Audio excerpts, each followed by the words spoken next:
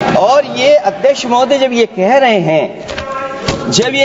हैं कि इससे कारोबार होगा, अध्यक्ष महोदय, धर्म की चीजों से कारोबार नहीं हो सकता। हमारे उत्तर प्रदेश के मुख्यमंत्री जी ने भी कहा कि कारोबार होगा। वो 30 की गिनती में उलझे हुए हैं, जैसे 30 मार खाए वो। उनसे पूछा कि जान कितनी गई, वो 30। उनसे पूछा कि कारोबार कितने का होगा, 30 गुणा 10,000 करोड़। सोचिए, कुंभ हमारा क्या कारोबार की जगह है? और फिर उसका कौन नापेगा, कैसे नालाएगा? और फिर हमारे माननीय मंत्री जी कह रहे हैं कि जमीन, चाहे वो रेलवे की हो, चाहे वो डिफेंस की हो, वो भारत की जमीन है। मैं भी स्वीकार करता हूं कि रेलवे की जमीन भी भारत की है, डिफेंस की भी जमीन भारत की है। क्या डिफेंस की जमीन नहीं बेची जा रही मंत्री जी? अध्यक्ष महोदय, क्या रेलवे की जमीनें नहीं बेची जा रही हैं? अध्यक्ष महोदय, केवल यहां तक नहीं, कितना हस्तक्षेप होता है। वक्फ भी भारत के, इसीलिए तो कहीं ना कहीं वक्फ की जमीन से, अध्यक्ष महोदय, माननीय मंत्री जी बताएं, और मुझे उम्मीद है कि जब जवाब देंगे तो बताएंगे कि वक्फ की जमीन से बड़ा मुद्दा वो जमीन है जिस पर चीन ने अपने गांव बसा लिए हैं। लेकिन कोई बाहरी खतरे पर सवाल बवाल न करे, इसलिए ये बिल लाया जा रहा है। और माननीय मंत्री जहां से आते हैं, जिस प्रदेश से आते हैं, कम से कम ये तो बताएंगे कि वहां कितने चीन ने गांव बसा लिए, घर बन गए हैं। अध्यक्ष महोदय, आपके माध्यम से सरकार गारंटी दे कि वक्फ की जमीन कभी भी किसी भी पैतरेबाजी से किसी और मकसद के लिए किसी और को नहीं दी जाएगी। वक्फ की वर्तमान व्यवस्था में चाहे 5 साल के धर्म पालन की पाबंदी की बात हो, या कलेक्टर से सर्वेक्षण के हस्तक्षेप की बात हो, या वक्फ परिषद या बोर्ड में बाहरियों को शामिल करने की बात हो, इन सब का उद्देश्य मुस्लिम भाइयों के सार्वजनिक अधिकार को छीनकर उनके महत्व और नियंत्रण को कम करना है। ट्रिब्यूनल के निर्णय को अंतिम न मानकर उच्च न्यायालय में लेकर जाने की अनुमति देना दरअसल जमीनी विवाद को लंबी न्यायिक प्रक्रिया में फंसाकर वक्फ भूमि पर कब्जों को बनाए रखने का रास्ता खोलेगा। सबसे बड़ी बात यह कि वक्फ बिल के पीछे की न तो नीति सही है, न नियत। ये देश के करोड़ों लोगों से उनके घर दुकान छीनने की भी साजिश है। भाजपा एक अलोकतांत्रिक पार्टी है, वो असहमति को अपनी शक्ति मानती है। जब देश के अधिकांश राजनीतिक दल वक्फ बिल के खिलाफ हैं, तो उसे लाने की जरूरत क्या है, जो जिद क्यों कर रहे हैं सरकार?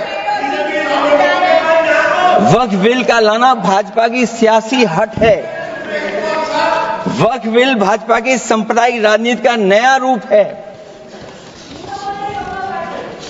वो तो आपको काटेगा, और इसलिए काटेगा कि अध्यक्ष महोदय बाहर ये लिखते हैं सत्यमेव जयते, बाहर है लिखते सत्यमेव जयते, भाजपाई अंदर असत्य बात कहते।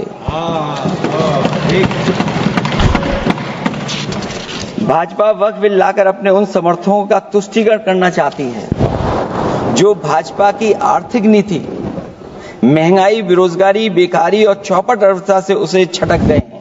क्योंकि अध्यक्ष महोदय, जब से वोट में गिरावट आई है, और खासकर उत्तर प्रदेश में भी, तब से भारतीय जनता पार्टी की कोशिश है कि अपना वोट कैसे संभाला जाए। ये वोट को संभालने के लिए बिल लाया गया है। भाजपा का लक्ष्य वक्फ की जमीनों पर है।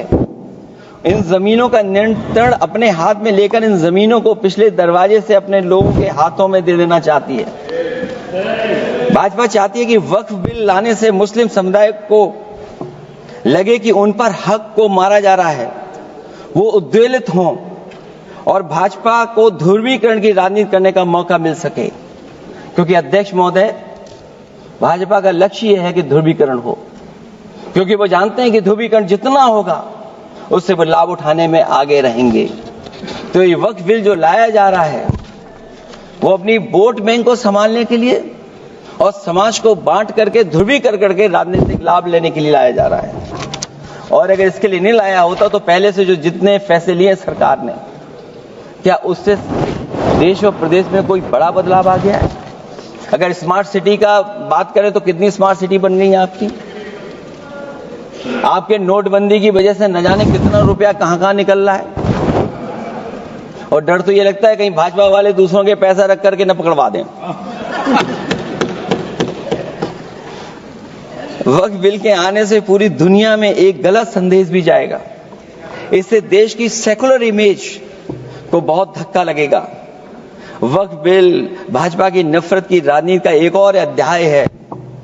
मैं अंत में कहना चाहता हूं कि अभी तो आपने साथी संभाल लिए हैं, एक साथी तो मुझे दिखाई नहीं दे रहा है। और हमारे जिनका हमने सम्मान किया, हमें कहां ले गए आप? और हमें यहां छोड़ गए आप, हमें छोड़ गए। हमें देखिए सभापति महोदय देखिए राजनीति क्या है। हमने आपका हाथ पकड़ा और हम यहां आ गए और आप हमारा हाथ छुड़ा करके वहां चले गए। इसलिए देखिए कब हमारा इनका हाथ मिल जाए। और मैं अध्यक्ष सभापति महोदय ये कहना चाहता हूं कि वक्फ बिल भाजपा के लिए वाटरलू साबित होगा, क्योंकि ऊपर से तो हाँ हाँ कह रहे हैं लेकिन अंदर ही अंदर बहुत सारे साथी सहमत नहीं है। मैं अंत में इतना ही कहना चाहता हूं कि ये वक्फ बिल जो लेकर के आए कोई उम्मीद लेकर के नहीं आ रहा है।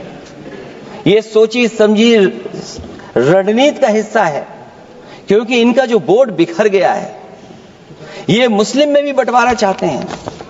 मुस्लिम इस्लाम धर्म में कहीं बंटवारा नजर नहीं आता है, लेकिन इनकी कोशिश है कि इस बिल के माध्यम से हम मुस्लिम भाईचारा में भी बंटवारा करते हैं।